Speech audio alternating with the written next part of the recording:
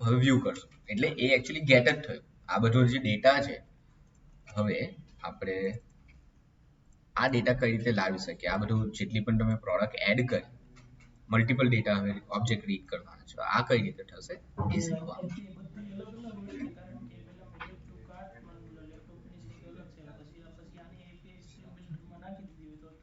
મતલબ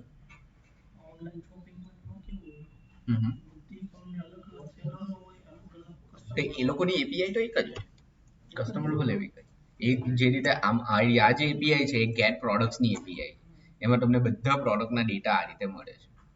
આપણે આ બધો ડેટા રીડ કરીને લાવવાનું છે. પ્રોડક્ટ અલગ અલગ ભલે હોય બટ એપીઆઈ તો એક જ, ડેટાબેઝ તો એક જ હોય. તો બધી પ્રોડક્ટ એક જ જગ્યાએ સ્ટોર થયેલી હશે તો આ એવું કન્સિડર કરો. પ્રોડક્ટ આવ્યો, આ પ્રોડક્ટ નેમ, પ્રાઇસ, ક્વોન્ટિટી એટલું મેં પ્રિન્ટ કરાવેલું છે. આ એક એડેડ ડેટ ટાઈમ મેં નાખી લીધી કે ક્યારે એડ થઈ ગયા પ્રોડક્ટ.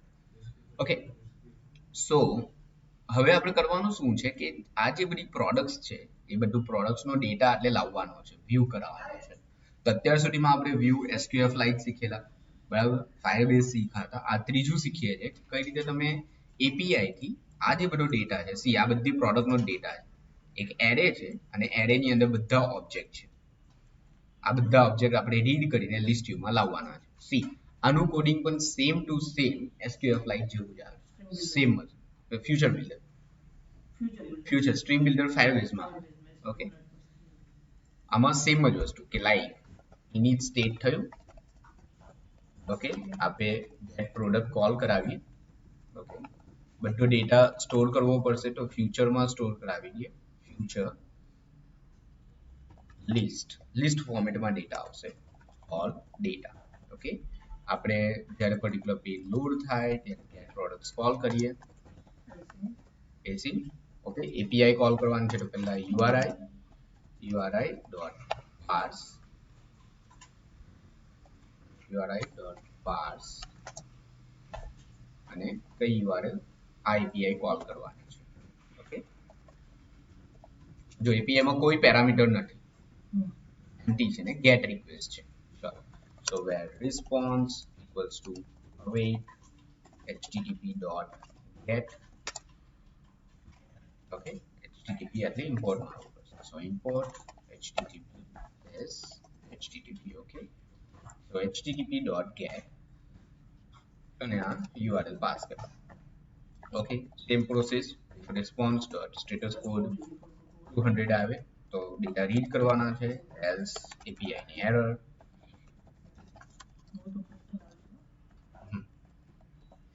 અને બોડી બધી કોઈ પણ એપીઆઈ આટલું સિમ્પલ શું કામ છે? બીકોઝ એનો જે કોડિંગ સ્ટ્રક્ચર છે એ સેમ જ આવે બધા.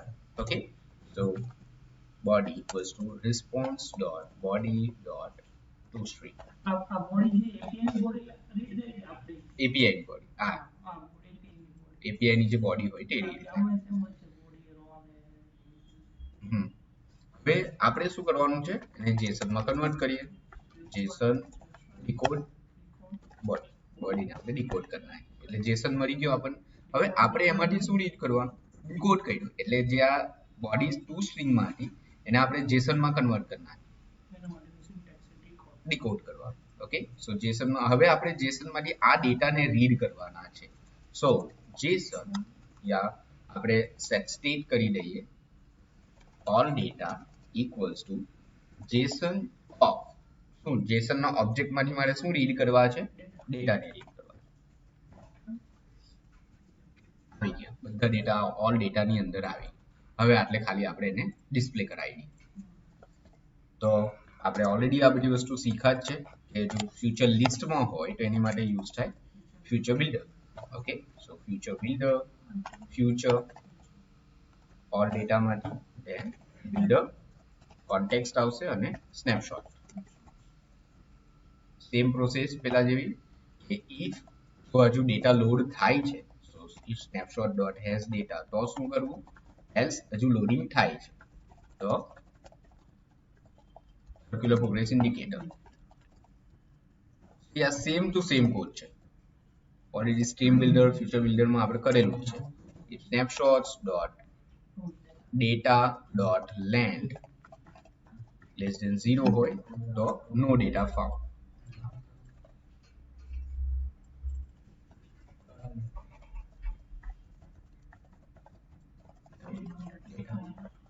Else return list view dot builder.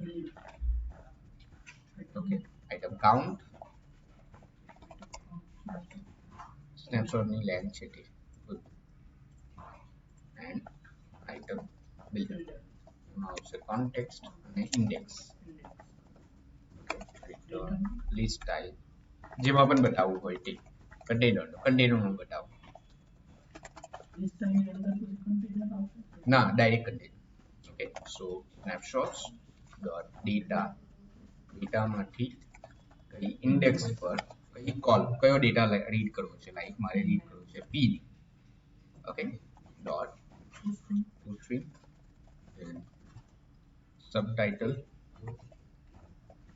સબટાઇટલમાં quantity બતાવી દઈએ ના પ્રાઇસ આટલે બતાવી દઈએ और ટેલિંગમાં બતાવી દઈએ.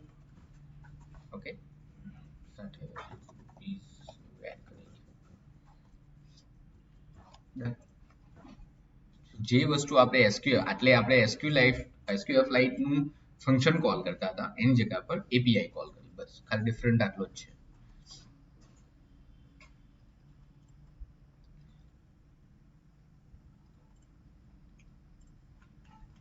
ઓકે આટલેથી એકચ્યુઅલી આ રિટર્ન આપવું પડશે ફ્યુચર લિસ્ટ અને આ જે જેસન નો ડેટા છે તે આટલેથી રિટર્ન કરી નાખીએ. હવે રિટર્ન કર્યું એટલે આટલે એક્સેપ્ટ કરવા પડશે. એટલે ગેટ પ્રોડક્ટ ની API કોલ કરી ગેટ પ્રોડક્ટ ની API મને પેલો જેસન રિટર્ન આપે છે ડેટા વાળો જેસન ડેટા વાળો એ રિટર્ન કરીને આપણે ઓલ ડેટામાં સ્ટોર કરાવી દઈએ. એટલે પહેલા આટલે સ્ટોર કરાવેલું એની જગ્યા પર આટલે સ્ટોર કરાવ્યું છે.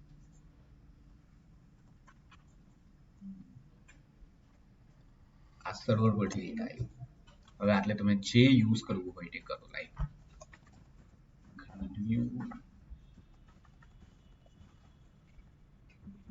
ગ્રીડ વ્યૂ બિલ્ડર આવે. ઓકે એમાં ગ્રીડ ડેલિકેટ સિલ્વર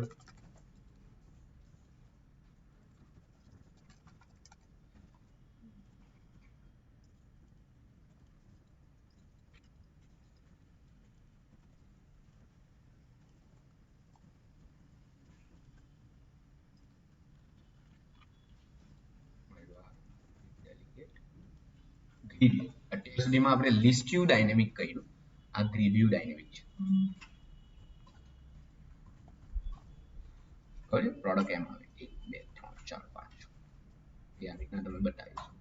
સો ખાલી ડિફરન્ટ ખાલી એટલું જ છે એટલે લિસ્ટ વ્યૂ બિલ્ડર ની જગ્યાએ ગ્રીડ વ્યૂ બિલ્ડર આવે બધું સેમ ને આ એક વસ્તુ એડ કરી આપણે ક્રોસ એક્સિસ કાઉન્ટ 2 એટલે બાજુમાં કેટલી જોઈએ 1 2 3 4 2 કરે તો 2 3 કરશું તો 3 આવશે. એક ટાઈમ પર તમને કેટલી પ્રોડક્ટ દેખાવી. સો ઘણી ઓનલાઈન શોપિંગ એપમાં આ રીતનો ડેટા હોય આ ડેટા ડિસ્પ્લે કરેલો હોય. ઓકે ચાલો તો આ રીતે તમે API થી ડેટાને રીડ કરી શકો. ઓકે ચાલો આ જોઈ લ્યો. ધેન આપણે સેમ વસ્તુ એમ્પ્લોયમાં કરું. એમ્પ્લોયમાં લિસ્ટ વ્યૂમાં ડેટા લાવવાના છે અને કન્ટેનરમાં ડેટા લાવવાના છે. ઓકે એમ્પ્લોયની API ઓલરેડી બનાવેલી છે. get employee આ ડેટા રીડ કરવાનો. Okay ename salary department gender employee primary છે. ઓકે એડિટ ડેટ ટાઈમ મેં એક એડ કરેલું છે એક્સ્ટ્રા. સો API તમને આવો ડેટા રિટર્ન આપે છે તમારે એને પ્રિન્ટ કરાવવાનો છે. ઓકે હા પ્રાઇમરી કી તો બધામાં મૂકી દીધું એ જ આઈડેન્ટિટી છે જો કેમ કે ડિલીટના ટાઈમ પર તમને જોઈશે PI ડિલીટની પણ ઓલરેડી API બનાવી દીધી છે. ઓકે ચાલો સેમ ગેટ એમ્પ્લોયી પર.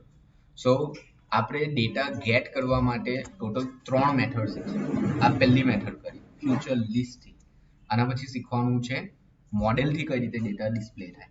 અને ત્રીજું શીખવાનું છે કે લિસ્ટ વ્યૂ અને ગ્રીડ વ્યૂ સિવાય તમારે કોઈમાં પણ ડેટા લાવવા હોય, લાઈક મારે રો કોલમમાં ડેટા લાવવા છે તો એ કઈ રીતે આવે.